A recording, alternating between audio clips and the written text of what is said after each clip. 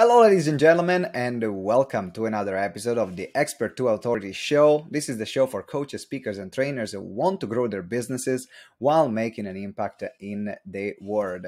And you know that when you're running your business, a lot of things can come your way. In particular, you're going to be pulled in so many different directions. So actually, being on top of your game and also not burning out is one of the most crucial things that you can focus on in your business.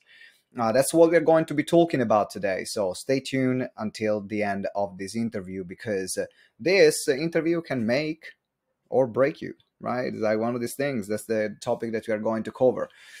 Now, before we get going, two things. If you are new, make sure you subscribe so then you don't miss any other episode. And also check out the links in the show notes because we have something great for you. It's called the Webinar Conversion Kit. You know that webinars are an incredible way to get clients and also attract new audiences and showcase the work that you can do. And but many people create great webinars that are presentation that don't get clients, they don't convert. They get compliments but not conversions. And so we have an entire system. We have worked with more than 500 experts to help them create their own profitable webinars. And you can find our system at webinarconversionkit.com. So it's called webinarconversionkit.com. Let me repeat it one more time. Webinarconversionkit.com, and you can have our system on creating high converting webinars. Now, let's get started with the interview. In fact, the guest that I have today, he left corporate America because he realized that he had done many things, that he had many accomplishments, but also he was not leading a centered life. So he became a leadership coach, and he uses his personal journey as a unique training method to guide other apex performers in leadership position to face their toughest personal and professional challenges head on. And in fact, we are going to talk about how to achieve peak performers without balance or burnout.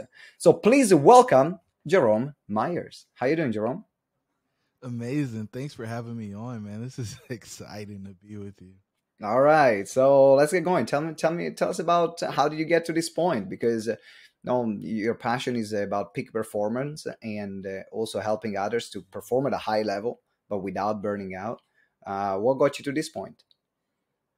Man, it's a long road. I think the shortest destination or the shortest way to get there would go to I left corporate America after building a $20 million division for Fortune 550.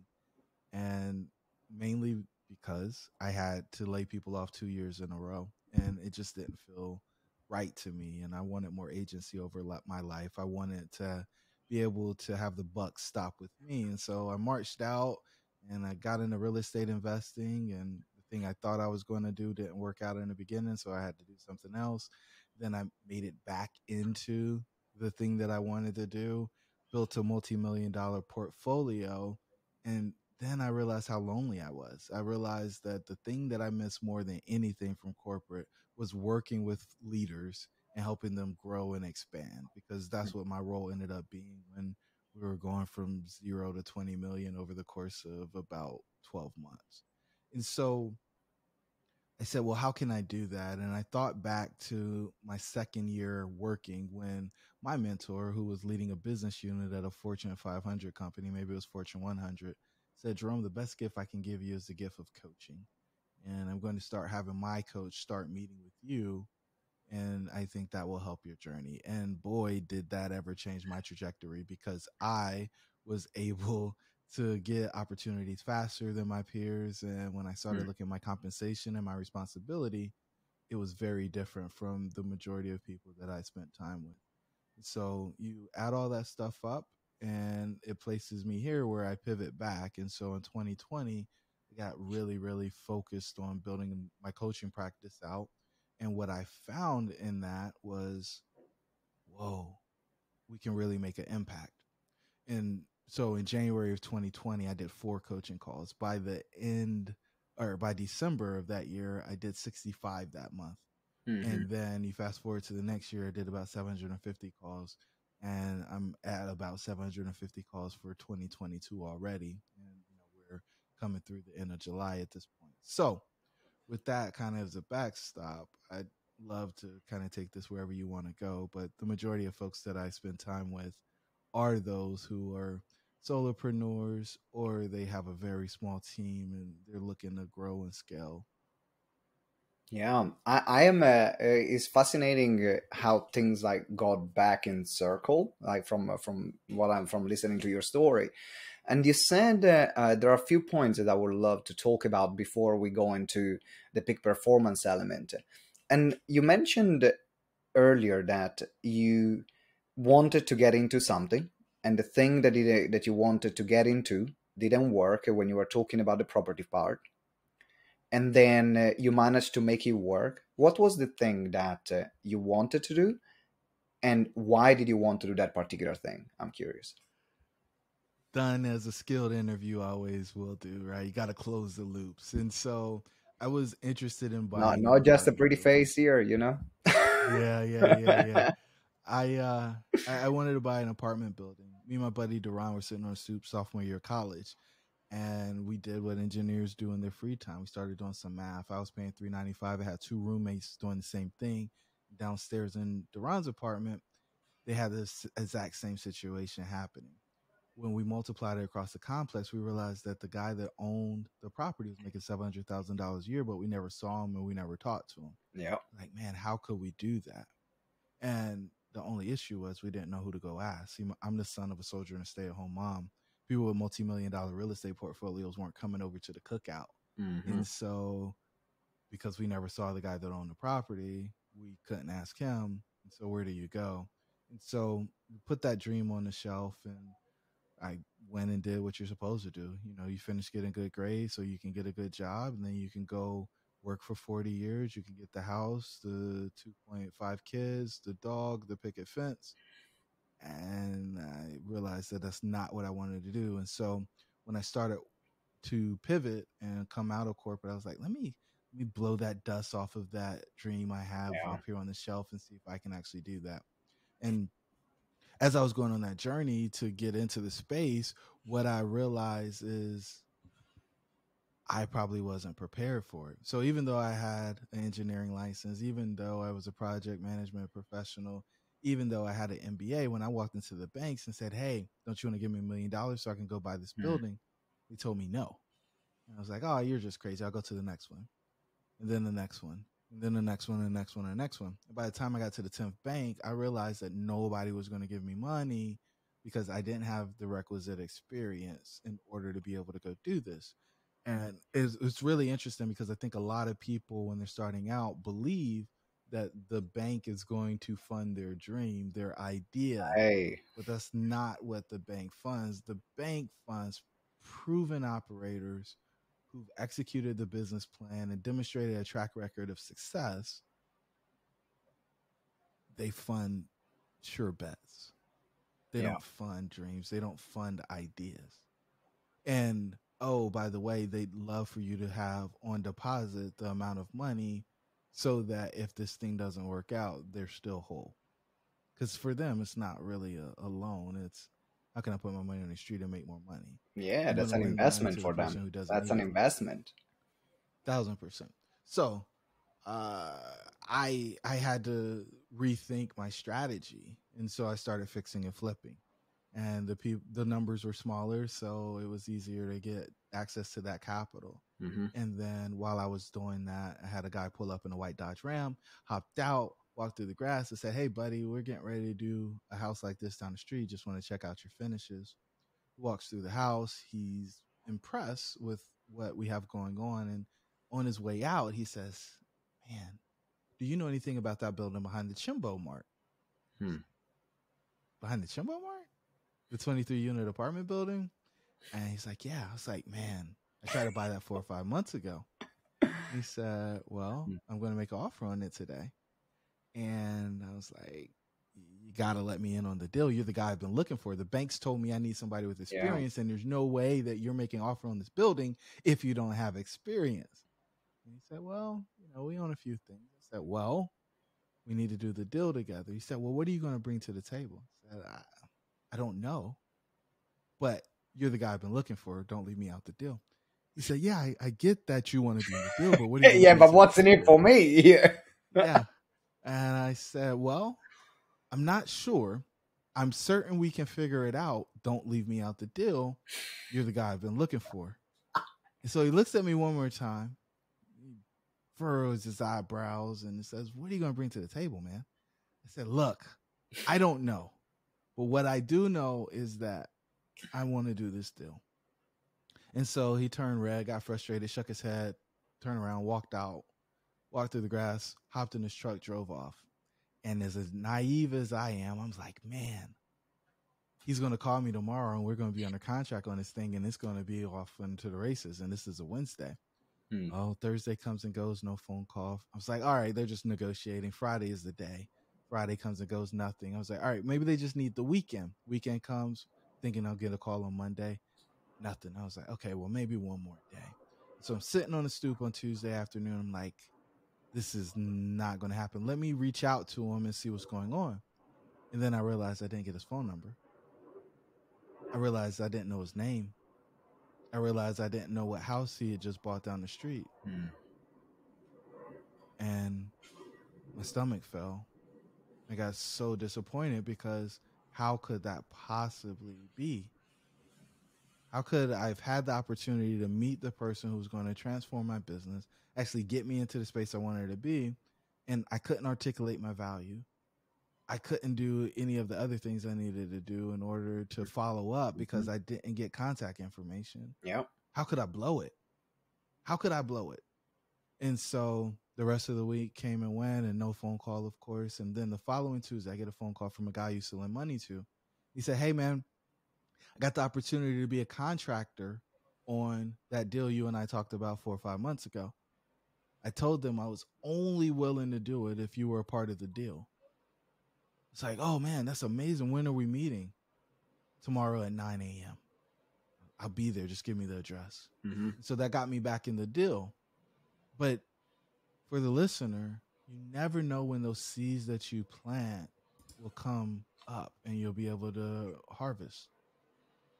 When I was lending money to that guy 5-6 years prior, I had no idea. I had no idea that there would be a situation where there's opportunity for me to be in a deal and he would have the side door that I would get let into. So that's the thing. That's the thing that we were trying to get done that we weren't able to get done. And that's how you managed to get him back to the deal. What lesson did you learn from this process, from this experience? Biggest lesson? Yeah. There's two. Always be able to articulate the value you can bring to somebody. And if you haven't asked enough questions in order to find out what problem they're trying to solve, then you probably talk too much. So always articulate your value. The second one, always get the contact information. Right. If you're relying on other people to follow up with you, then you've just lost control of how the relationship advances.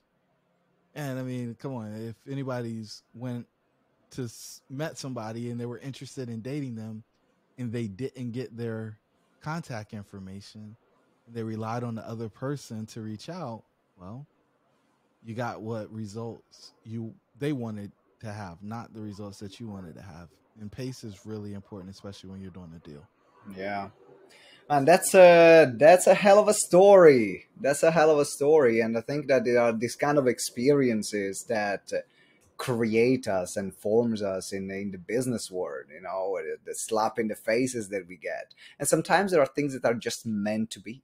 Sometimes there are things that are just meant to be. If you think about an apartment building, like it was meant to be, but you needed to go through lessons to get to that point where you were ready for it. It was there.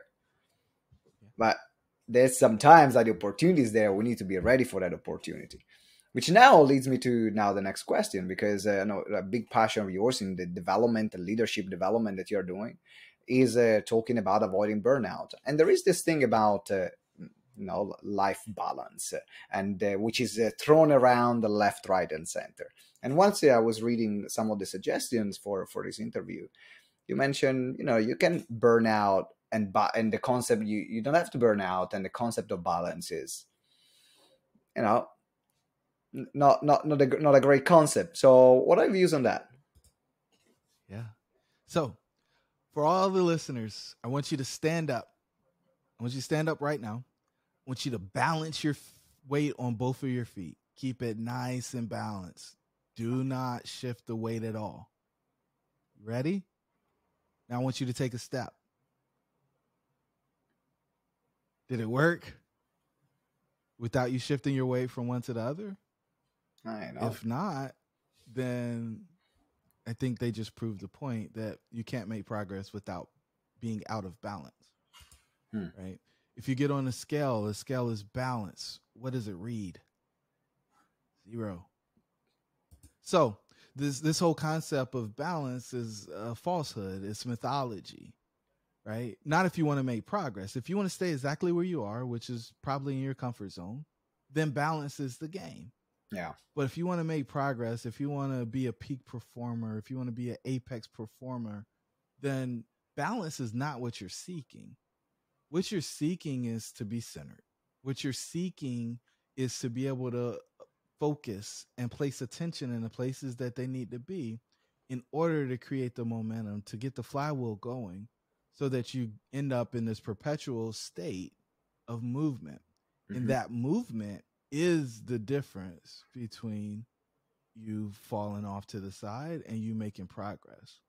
Right? Static businesses, if you're making the same money every month, very soon gravity's going to come in and pull you down in the tank.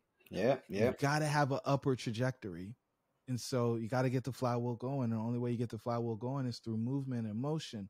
And the only way you can have motion is without balance. You Does told that make sense? Yeah, it makes sense. And I really like that metaphor. I love that metaphor because balance is, you mentioned, like keeping things as they are, like balancing things, making sure they are kept as they are. Movement automatically destroy balance. But you mentioned the word being centered. What's the difference between balance and center? Like, what's your definition of center? That's a better question. What's your definition of center? It's a very long definition. And so Give we've me got the a short. model Give me the for shorter one. I wish that I was eloquent enough to condense it down. All right, So let's explore. here's the thing that I've learned. The concept of center seems really simple, but it's really intricate when you really dig into it. When you're talking about life, right? And so our model for a centered life has 6 layers: self-image, relationship, and work. This is the source of all the stress in your life. This is where people start talking about getting things in balance, because if it's out of balance, then it creates friction, it creates stress. Right? If you don't spend enough time with a person you're in a relationship with, they're going to give you a hard time and say that the work that you've been doing is the reason why your relationship isn't as good as it's supposed to be. Yeah. If you don't have a good self-image, then you're going to be relying on the person you're in a relationship with to continually build you up because you're not happy with yourself. And so those 3 layers, stress. We want to turn down the stress so that you stop doing the self-destructive behaviors that are negatively impacting your health. So level 4 is all about health. But you got to do the first 3 layers in order to get the stress noise down, so you can actually hear your body and find health. From health, we go to prosperity. We do health before prosperity because I think everybody listening knows somebody who has their wealth, but they don't have their health, and they're spending all of their wealth to try to get their health back. I'm a big proponent of people not going backwards when they come to me. So I want them to get the health before the wealth. That way we don't have to shell out the duckies in order to try to buy back our health. Yeah. When you get to level 5, most people feel like they're done. They've self-actualized, right? They figured out their money problem. They have a pretty good health. They've got decent work. The relationships are fulfilling and they feel good about themselves. The issue, though, is that when you get to level 5, when you self-actualize, you start asking the questions. What was it all for? Is this really it? Because you haven't found fulfillment. Level 6 for us is significance. We believe that significance is the only real success. And some people call it legacy. Other people call it immortality. We simply call it significance. And the whole concept here is that you positively impact the lives of other people. And through that, you find your fulfillment. And so those 6 layers is what comprises what we call a centered life, Mhm. because all of them touch one another, and finding the center, which is your self image, and becoming the best version of yourself. I think a lot of people say, oh, you should just accept me the way I am. But if you're not the best person you could be, Mhm. why would you want to be accepted? Right. And so it starts with you, you being in the center, and then everything else emanates from that. Does that make sense? Yeah, it makes sense. And I like what I would love to explore now is still staying in the concept of being centered. And I'm very selfish right now because that's a topic that I'm exploring at the moment, and I'm in this phase of my life where I'm removing a lot of things, removing here, removing there, just like to really focus on the things where I can make the biggest impact and the biggest contribution, as you mentioned, to have that fulfillment after you achieve a certain level of stability. I went through this last year where I was like, okay, well, I built these companies, and I'm 30, I'm 33, and what's next, and what was it all for? And so I went through that period as well. And so why is it important to have all these elements interconnected to find the one thing that you're looking for? Because it looks like you're looking for one thing, being centered. That's the one thing you're looking for, and this one thing now is impacted by all these other elements. So why do you need to impact all these other elements to find that one thing now? Because life's not compartmentalized, right? Some people think, oh, well, this is the work thing. These are my work hours, and none of my work hours should ever impact my relationship hours. It's just not true. So we're looking for integration. We're Hmm. not looking for compartments. And I think there's this thought, and it's an unnatural concept, that you just put this over here and it stays there, and you put this over here and it stays there. Nothing in the world exists that way. If you try to compartmentalize the ocean, it would be silly. If you try to compartmentalize the beach, it would be very silly. If you Hmm. try to separate all the leaves, and I can go through all of these other examples in nature where it's not practical. And so we don't want to fight against that. We want to make that work to our benefit. But we want to make sure that we have the right sequence. Because I think that's where people get lost the most, is in the sequence. If, and I think most people who are listening will be able to identify with this. You ever meet somebody who is totally destitute and as generous as they could possibly be? Hmm. They didn't listen to the lady on the airplane who said, put your mask on first and then put other people's masks on. Inherently, they don't believe that they should be well off. Yeah. So they get rid of it as quickly as possible instead of being able to give from a place of abundance. And so these areas that we lay out, self-image, relationship, work, health, prosperity, and significance, are the ones that lead to a fulfilled life. Hmm. These are the ones where you actually end up living a life of your wildest dreams. And I haven't been able to find examples of things that don't fit into those buckets so that you can actually optimize them. But what happens a lot of times is, oh, well, I'm going to go focus on finance, right? I'm going to get rich. Hmm. I'm going to focus on my prosperity. But you didn't change your self image to be the person that can actually have Hmm. that level of wealth. And so if you have that level of wealth and you don't have the self image to support it, you end up with imposter syndrome, which then leads you to self destruct. And so you spiral back down Yeah. because you're only going to ascend to the level of your development. Hmm. Did I get your question? Yeah, you definitely got it. And I think it goes back to why the concept of balance is a faulty concept, because the concept of balance is all about compartmentalizing. Right? That's what balance is coming from. You compartmentalize this part, and then the other part, and then the other part, and then the other part. because only by doing that you can create balance. And I think that that's also where I like the fluidity of the system that we are exploring now, because I'm a big believer, as you mentioned, that one area impacts the other one. You know, if I'm having an argument with my wife, trust me, my working day is not going to be an happy working day. That's is just the case. I never Now had. you can pretend I can. that it would be, but that's not truly where you are. And anybody who truly understands There. your vibration, your frequency, they're 100%. going to pick up on it. 100%. So now, how do we make this work practically? Now that we understand the area, we understand what's the aim. The aim is not to find balance, it's to find center. And there are different areas. Now, of course, we have people that are listening now and say, myself included, saying, okay, where do I start? What are the first few steps that I can take in this journey? What practical things someone can do to start into this process as you are creating it, as you are envisioning it? Yeah. So you have to take the red pill, right? That's what this is all about. And so it starts with self-image. And the question becomes, am I the best version of myself that I can be? Inherently, the answer should be no. Well, and you have to be honest with yourself in order to say that. Well, what do I really want to be better?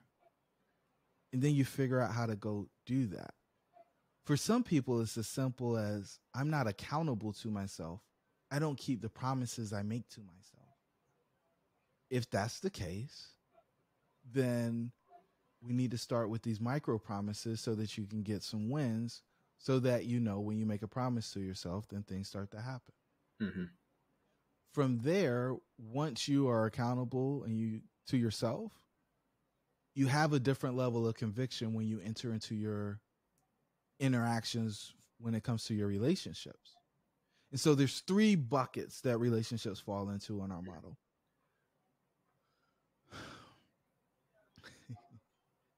The first one is mutually beneficial. The second one is not mutually beneficial, but can be reframed as mutually beneficial. And the third one is never going to be mutually beneficial. You immediately sever all of the relationships that will never be mutually beneficial. They are vampires, they are parasites, they are draining you. They should leave immediately. The ones that aren't mutually beneficial but can be reframed, we want to take those and we want to have the conversation of, we've been doing you a disservice. We've created an unhealthy relationship. In order for us to continue to be in a relationship, we need to make some changes. Mm-hmm. So here are the expectations, here are the needs that we have in order for this to continue. And give the person opportunity to opt into the new relationship or opt out. Mm-hmm. Both options are okay. Sometimes we get scared because we feel like we'll be lonely if we do these things. I can assure you that if you don't do them, there's no room for the new people who are going to come into your life and help you take to the next level. Mm-hmm. Then that last one, our favorite, is the mutually beneficial ones. We just need to keep those going. We need to stand in those integrity. And in that integrity, we continue to grow. But here's the thing. When you have the non-mutually beneficial relationships, the ones that can be reframed and the ones that will never be reframed, those drain you. Mm-hmm. And what I found with a lot of the apex performers is that they feel empty. They look at their phone and the 5 people that they talk to the most never just ask them how they're doing. Mm-hmm. It's always an ask. It's always a request. And so we need to get some of that energy back. We got to get some deposits into our account as well. And that may sound like it's selfish, but it's only selfish if you don't do it, because you can't possibly be your best self if you're totally drained and empty. And then what happens naturally when you are showing up in an amazing way is your responsibilities in the workplace grow, because people see you as a leader. They want to follow you because of the way that you show up. And in that alone, your compensation tends to grow. And so those are the first 3 levels. That gets your stress down. That gets life to a better place. If you do that, to And be ready for you're the next you're three definitely levels. on the way. I'm For curious, sure. building on that, because you know, this kind of things are easier said than done. In particular, Yeah, when you of course. have relationships where you are invested in, or maybe for many years, maybe for decades, maybe someone that is very close to you, maybe is a family member. So let's not get me started with that. What was, in your experience, a a relationship that you know in your life wasn't mutually beneficial that you had to let go of, and how did you prepare yourself for that, to be ready and have that conversation? Because not an easy conversation to have, in particular with someone there is a lot of emotional attachment or tension. If you can think about one that you have in mind, how did you prepare yourself for that conversation, and what was the scenario, if you can, if you're willing to share it, of course. Yeah. I mean, I got a divorce, right?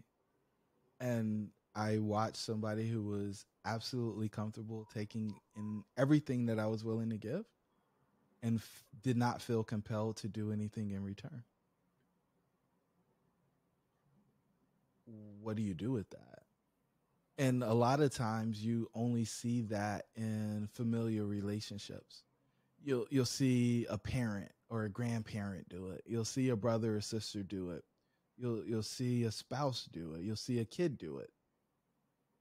And you just allow yourself to be taken advantage of over and over again, and then your generosity turns into resentment. Mm-hmm.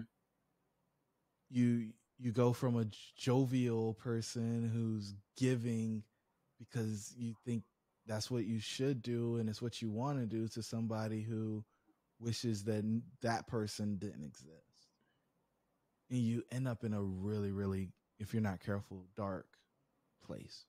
Mm-hmm. And it shows up in your other relationships because you didn't actually take the time to handle that relationship. And so everything becomes transactional with the other people in your life because you don't feel like you're getting a fair shake at Yeah. that relationship that is closest to you. And how did you get, and to complete the question, how did you get ready to handle that moment? Because it's a big thing, it's a big Yeah, decision. I Is How did you get, because going, I want to go back also to what we are talking about, which is at the beginning, which talking about your self-image and self-esteem, for that to be able to have that conversation. So how was that process for you? yeah, it's probably not one that a person gets ready for by themselves.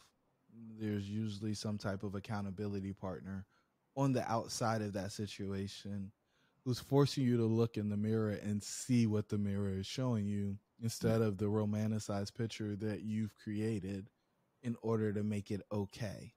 One of my favorite questions to ask folks when they come into our environment is, what are you telling yourself is okay that you know isn't? And once you get clarity around that, then you know what you have to do.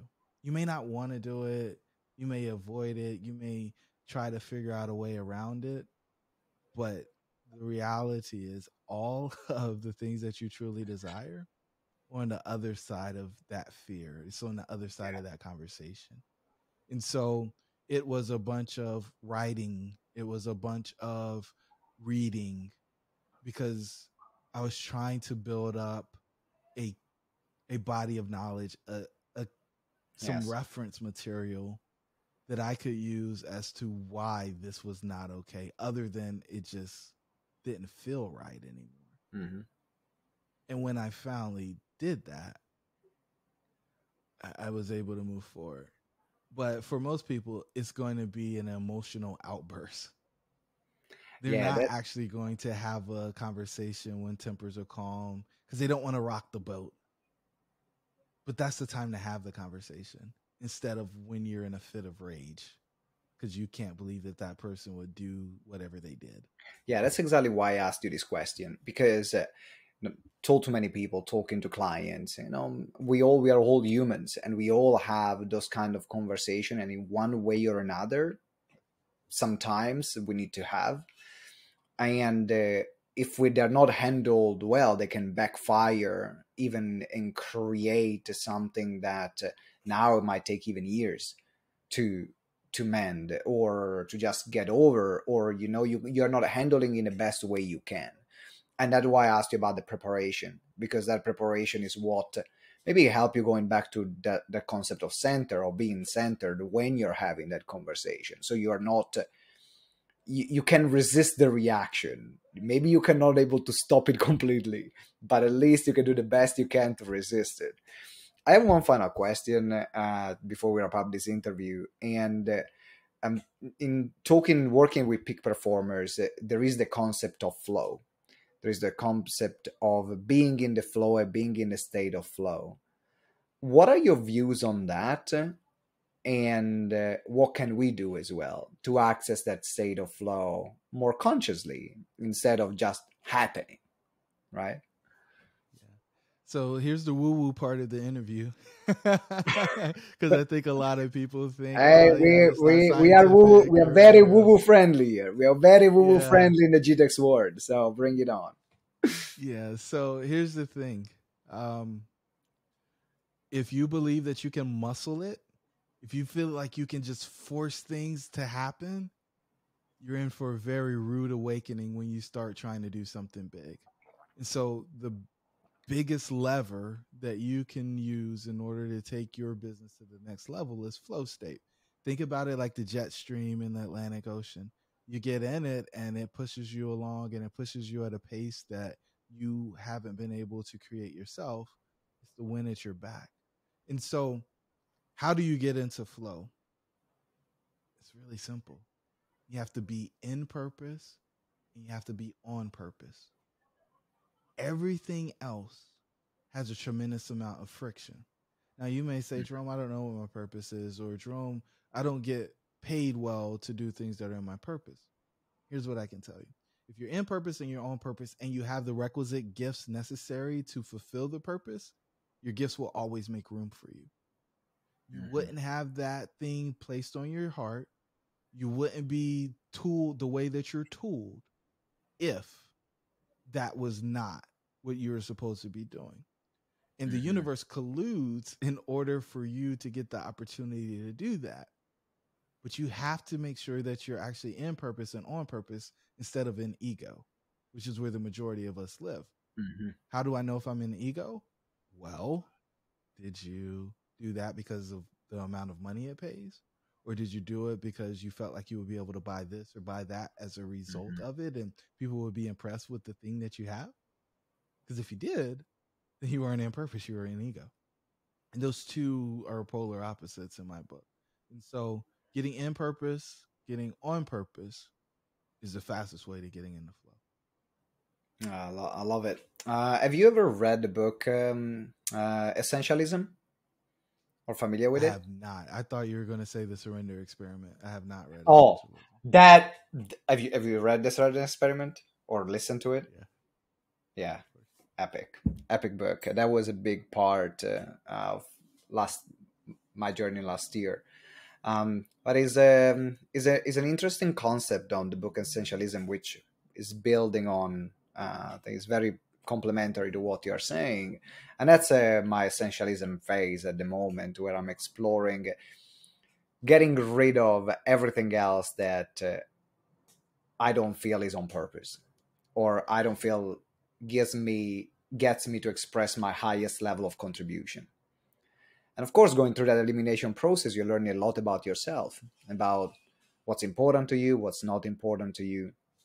And I think is a necessary step when you talked about being in flow, getting rid of, eliminating as much as possible everything else that creates friction.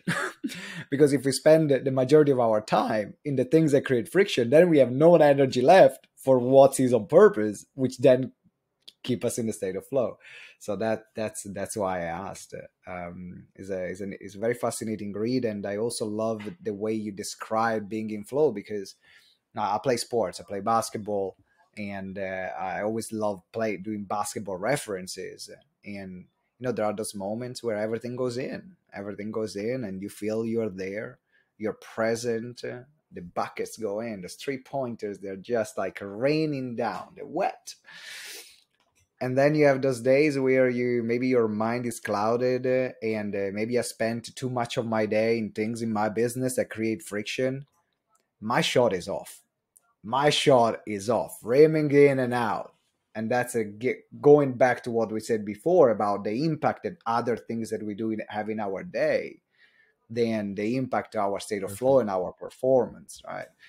I think that's Perfect. a way to bring this interview to an end. Jerome, it's been great having you on the show, and a very meaningful conversation. You know, a lot of time, yeah, we talk about strategies to make more money and getting more leads and getting more clients.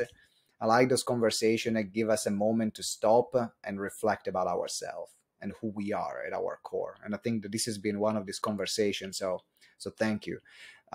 For everyone that wants to keep in touch with you, know what's the best way?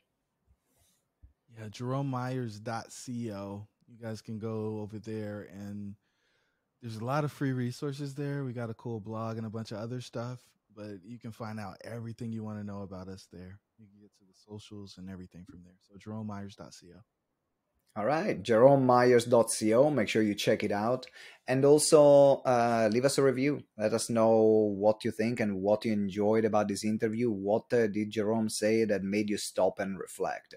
Definitely, I'm going to be in a reflective, contemplative mood for probably the rest of the evening, to be honest, after this interview. And I wish it was to be the same. And for this not just to become a short things that you just press start and stop, but you stop and reflect and you assess yourself. Jerome, final message for all our listeners. What is the final message you want to leave everyone with? Your dreams should be real. And if you haven't heard that recently, if you haven't ever heard that, you're now responsible for it. You listened all the way to the end of the interview, so we obviously said something that was intriguing for you. And now I'm challenging you to go make your dreams a reality because they should be All right, ladies and gentlemen, Jerome Myers, thank you very much. Appreciate you, man. real. Thank And you. also, if you are new to the podcast, if you're listening right now or watching, if you're new to the podcast, make sure you subscribe. Let us know with a 5-star review. What are your thoughts? Reviews are the lifeblood of every show. They're good for the guest. They're good for the show. They're good for my ego. They're good for everyone. So let's go with this. And until next time, remember that together we grow exponentially. Ciao.